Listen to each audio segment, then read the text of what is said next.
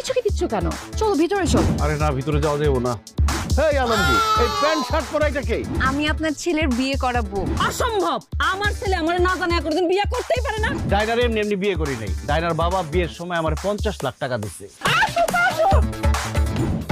তোর কাছে 50 লাখ টাকা আছে?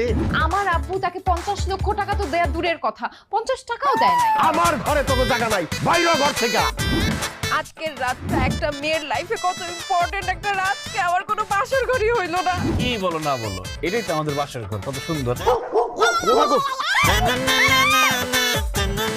নবাব জাদি এখনো ঘুমাইতেছে পড়া পড়া।